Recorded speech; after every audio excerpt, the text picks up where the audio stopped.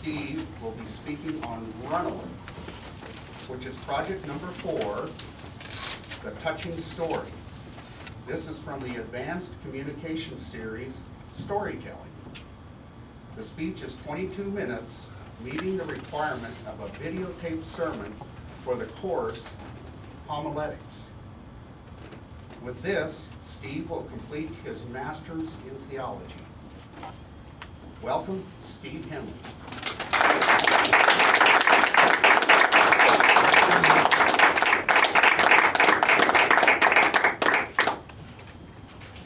Good morning, everyone. Good morning. Good morning, Toastmasters and guests. Thanks for coming.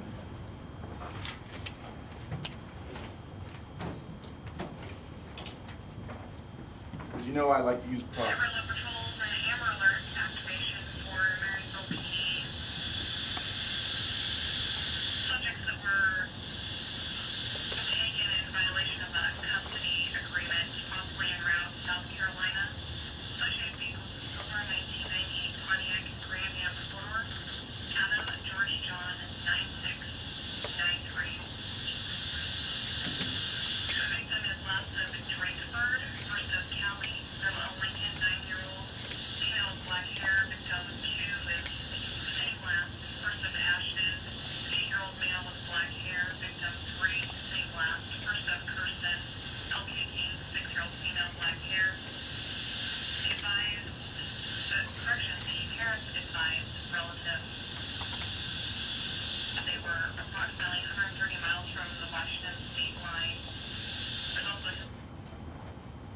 That was an actual Amber Alert.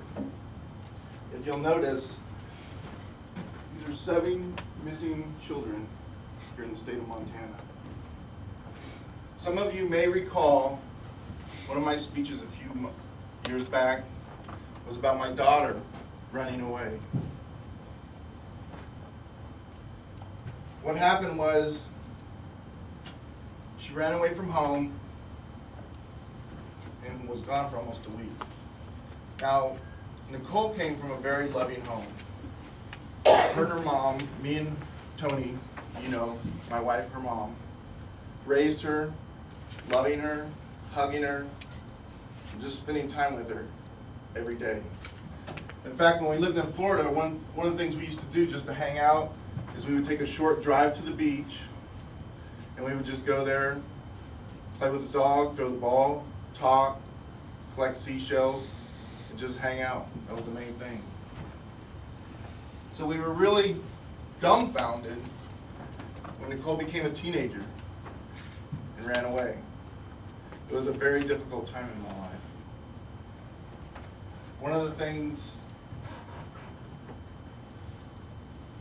she did was she ran away for a whole week, and my main concern was her safety. Was she on the street? You know, when you have a bunch of questions in your head and you have no facts to put them in, you sort of put the facts in yourself, and they're usually the worst case scenario. Was she on the street? Whose couch was she on? Especially when she was gone for that week-long time. We were very concerned. Also, as a parent, you feel a certain degree of betrayal, especially when you raised her in such a loving environment. However, I'm very thankful for the experience, and here's why. It made me realize my own relationship with God, and it also made me realize my own level of rebelliousness. The theme of this sermon, or the proposition of this sermon, is going to be, God wants us all to come back home. In other words, God wants us to be in relationship with Him. And how we're going to explore that topic today is by looking into the book of Isaiah, chapter 6, verses 1 through 12.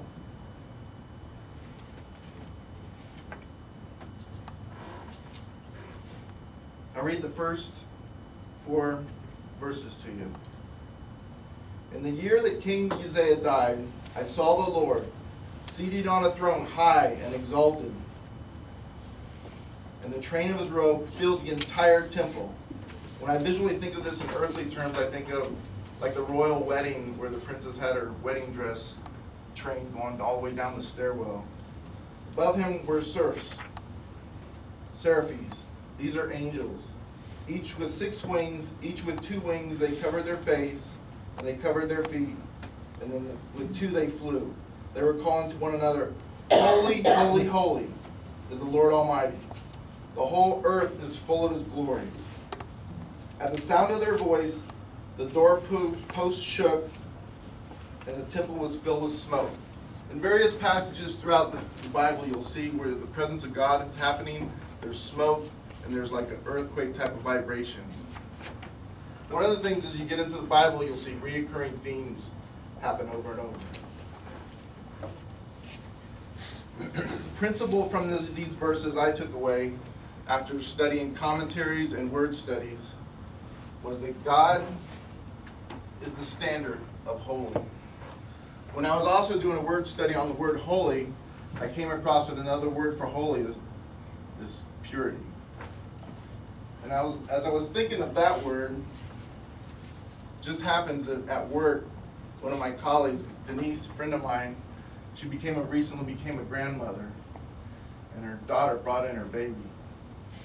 And I got to hold the baby, and as I was holding the baby, I was thinking, when you look at their feet, they got a new body, it's never been used.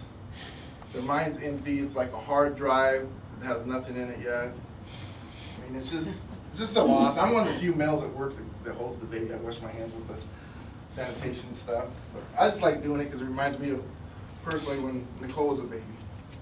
But as I was holding the baby, I thought, when was a time where we were closer to that purity level, that innocence?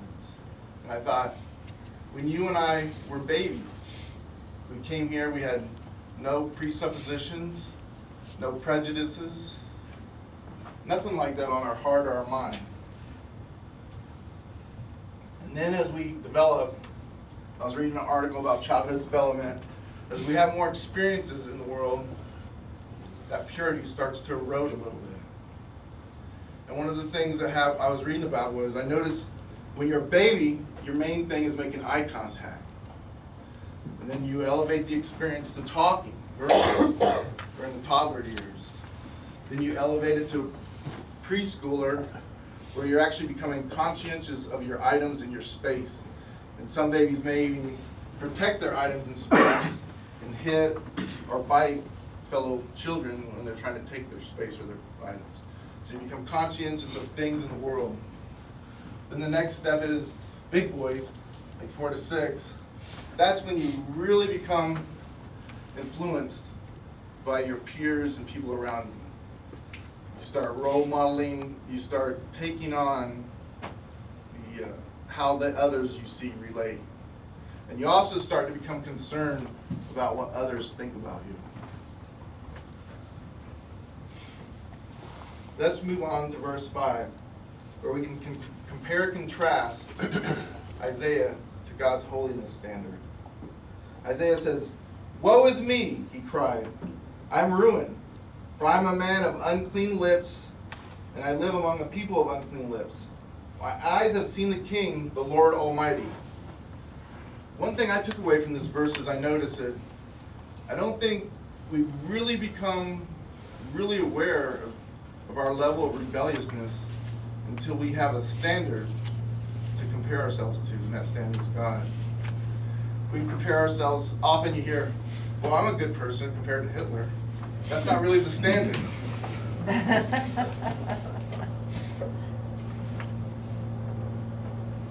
As I was thinking about how we evolve through our experiences and we're affected by the world, I ran across, I was lazy one day and I decided to be lazy and sit on the couch and watch television.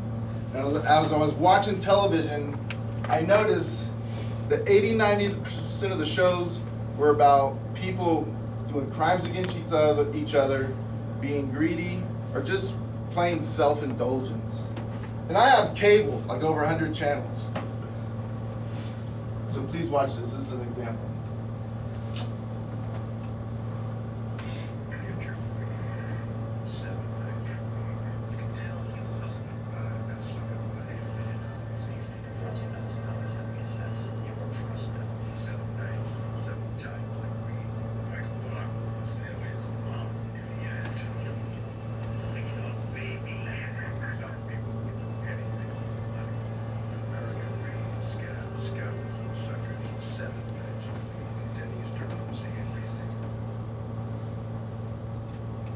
And then I ran across this other commercial, which I thought was a perfect example of self-indulgence. Please watch.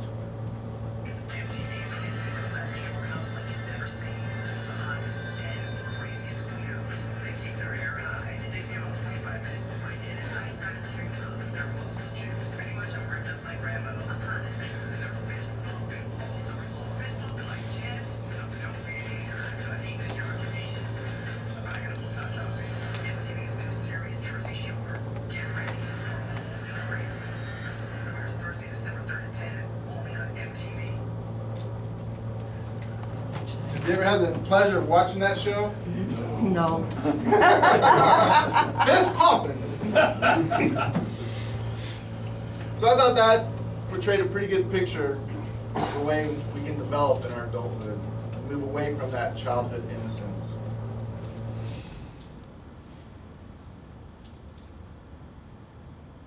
Now, one of the things you may ask is, can we recapture some of that purity, some of that childhood innocence? And if so, how do we do that? For that, we'll look at the next few verses, 6 through 8. Then one of the seraphs flew to me with a live coal in his hand, which he had taken with the tongs from the altar. With it he touched my mouth and said, "See, this has touched your lips. Your guilt has been taken away and your sin atoned for."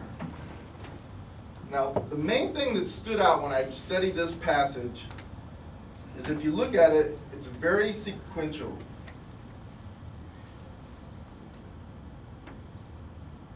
Well,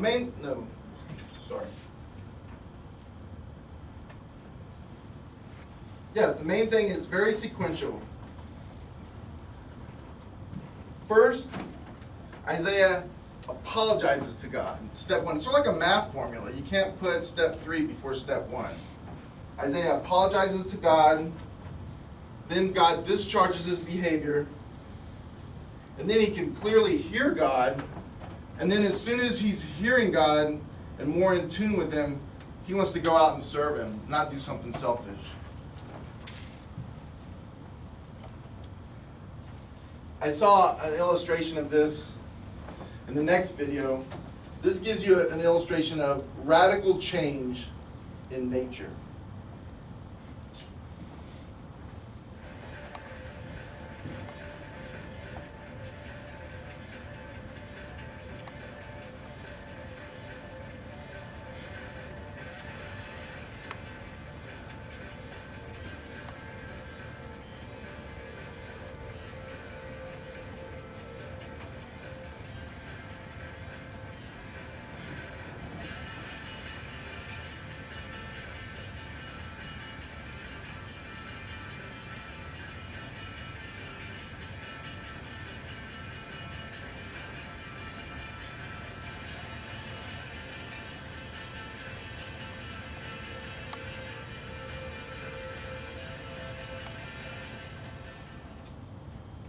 I thought that gives you a good visual picture of change in nature, but I think even a better picture is a change from inside, a change in your heart.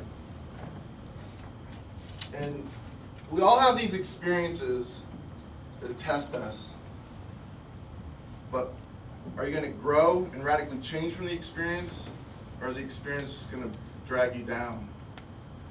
Now, we talked about the Amber Alert earlier. The Amber Alert wasn't initiated by your congressman. It wasn't initiated by law enforcement. It was initiated by the parents of Amber Hagerman after she was abducted and killed in Texas. It was initiated by her parents. They spent a long time pushing their legislatures, pushing law enforcement, and now the Amber Alert as we know it is nationwide and totally available. The reason they did that is because they didn't want what happened to their daughter to happen to you and my daughter. And right here in our own Toastmasters, we've heard speeches from Jill Wilson about her work in suicide prevention. And when I listen to your speeches, I see that you took an experience It was devastating. And when you're talking about suicide prevention, it's not a job, it's not a to-do list, it's not something you're marking off your checklist. It's a cause, it's a calling. You've been radically changed, and you're trying to make a positive influence and serve other people by preventing what happened to you with other families, to other families. And I just think that's a beautiful, beautiful story, beautiful thing.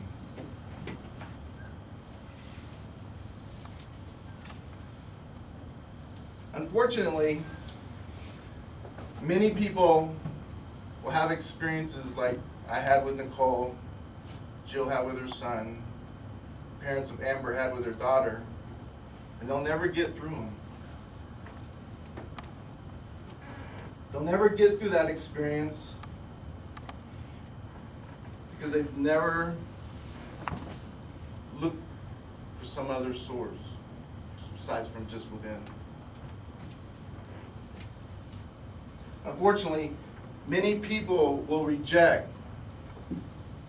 the innumerable offerings of God to come back home, come back in relationship with Him. And that's what this next verse, the next few verses will tell us. This is the last few verses. He said, this is to Isaiah, God. He said, go tell the people, but they never hear, but never understand. Let me say that again. He said, go and tell this people, be ever hearing, but never understanding. Be ever seeing, but never perceiving. Make the heart of this people, make their ears dull, and close their eyes. Otherwise, they might see with their eyes, hear with their ears, understand with their hearts, and turn and be healed. Now, when I was studying these last verses, I got to tell you, that was difficult because it didn't match my image of the New Testament God in Jesus Christ. So I had to dive deeper. At first read wasn't enough. So I dove deeper into commentaries, dove deeper into word studies, and it really came out to me when I looked at the Greek translation of these passages. The theme here is the people, many of us, matter of fact, most of us, unfortunately, will reject God's numerous offerings to come back home and come back in relationship. And it's not because the Lord has withdrawn the offer. No, it's because just like any other decision you make, time expires. How many times have you made a decision and then in retrospect, you would have said, if I had it to do over again, I would have done this. That's why. Only God's being very graphic. He's saying this offer is out there until the very end. And we all have endings. Here's an example. We all live, luckily, next to Yellowstone National Park. And that's super because, I mean, how many people have been there and they go there and they hear all these foreign languages speaking? I mean, we live in one of the places where people from all over the world come and visit this park, and it's just our backyard. But almost every scientist has said that the park is going to erupt. It's not a matter of if, it's a matter of when. Please watch.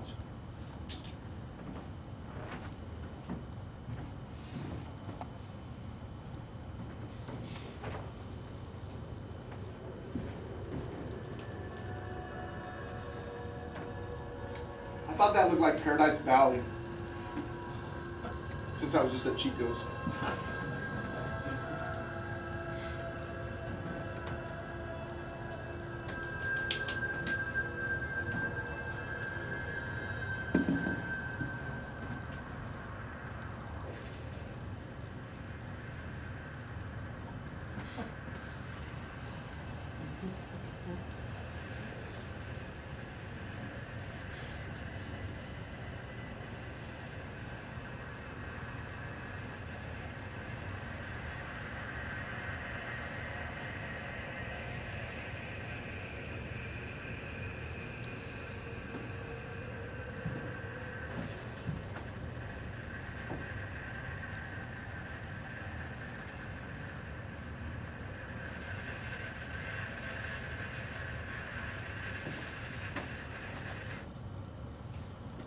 You don't think when that wind's going to affect us?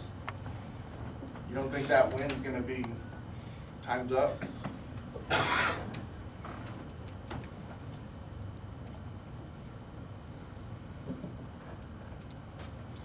Tony Robbins, one of the motivational speakers that I like to watch, mainly because I get tips on, I'd like to be able to speak as friendly as he does. He said, we really don't start living until we face death. And when I heard that, I wanted to find out more. So I read this article from an Australian nurse. Actually, she published a book. It's called The Top 5 Things That the Dying Regret. As I read this article, she was a hospice nurse. That was her whole career, was caring for people on death's door. So I read this article. I noticed that certain things stood out, and I noticed that one of the top 5 items was they wish they spent more time in their relationships, their loving relationships with family, friends, and God. Nobody said, I wish I made more money like on American Greed. Nobody said, I wish I spent more time putting my hair up high. Nobody said stuff like that. Another thing they said was that they wish they spent more time just being happy. Just being happy. And what they found was they were in bondage to their own habits and routines. And they didn't want to change because they were familiar, even though they didn't make them happy. Even though they weren't content with them.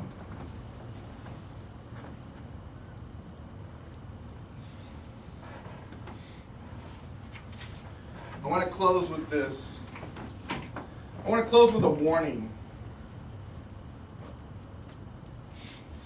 You never know when your decision or choice is going to be your final choice or decision. You never know. Case in point, first time I came to Montana was on vacation. And my wife and I decided to invite my mother, who lived in Tennessee at the time we lived in Florida. We invited her mainly because she always wanted to go to Yellowstone. She was really into wildlife. She did save the manatees, save the whales, all that stuff. So we went on vacation. We had a great, fun itinerary set up. We went to Yellowstone. We stayed at the 360 Ranch Cabins. It's really sweet over there by Bozeman. We went to Yellowstone. We saw eagles. We saw about everything but bears. Of course, they're hibernating. We went to Bozeman. We went skiing. We went to Chico's, stayed in another cabin, did the hot springs soaking. And then we came back to Billings, and we just did sightseeing stuff. And that was the next night was our departure, going back home. This was a 2-week vacation. Now, how many of here have seen Chevy Chase's movie Vacation? Raise your hand. All right, remember the scene with Aunt Edna. She's in the car, she's traveling with them, and all she does the entire time she's with them, until her death in the movie, is insult them and complain. That was the experience of having my vacation with my mother for 2 entire weeks. It's supposed to be the big vacation of a lifetime. I kept my cool. Didn't say anything. Went for a lot of walks by myself in the cold snow to cool off. I think that's what made me cool. It was cold that winter. I kept my cool, and then the night we were getting ready to fly out, we went out to dinner. And she began to complain. She insulted and was rude to the servers at our restaurant. and my fuse was lit. We got back to the room, and I just spewed everything over the 2 weeks. Came out about how you ruined our vacation. That was the last face-to-face moment I had with my mother at that time, arguing with her. The next morning, she flew to Tennessee, we flew to Florida. After that, we moved to Montana. She was still in Tennessee. We called each other on the phone regularly, but it was nothing more than casual conversation. And then approximately 2 years later, unexpectedly, she took her life. Out of the blue. And the last time I had with my mom was arguing with her. That was the last and final, that was my choice, my decision, my final decision. I didn't know that was going to be the end. That was it. That was the end. That was the final. That's the last memory that I have.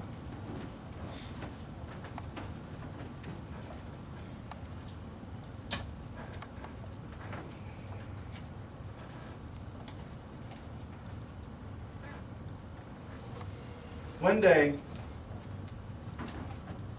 we're all going to see God just like Isaiah did. One day, whether you believe or not, we're all going to see God just like Isaiah did.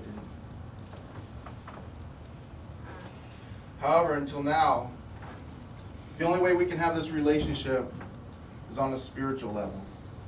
We don't have the advantage that Isaiah had of sensing him through our human senses of sight, touch, and hearing.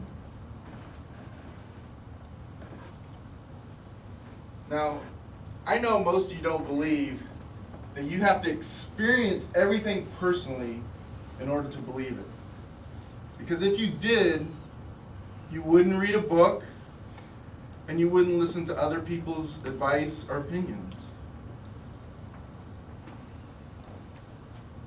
You see, Jesus had a disciple that had to experience everything in order to believe. His name was Thomas. And he said to the other disciples, when Jesus was coming after his resurrection, that I will not believe that he is the God until I see the wounds in his hands where the nails were for myself. He did eventually see the wounds, and he changed immediately and believed. But Jesus told him, he said, you believe because you see. Blessed are those who believe who have not seen.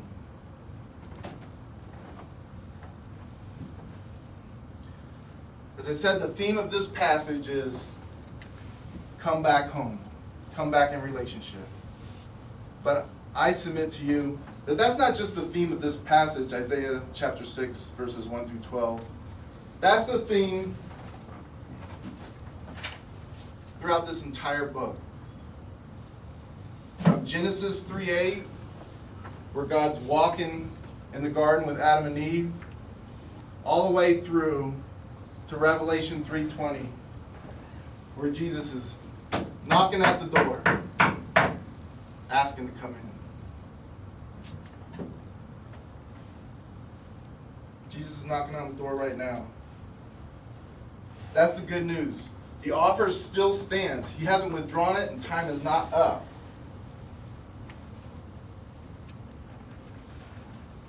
I ask that you consider to please come home so we can take your missing poster off of God's wall.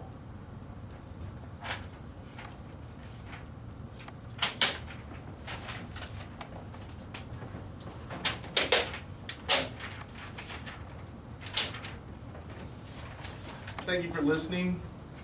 If anybody, I'll make myself available after the meeting, and if anybody would like to share their own experiences with the Lord in their own spiritual life, I'll be glad to listen.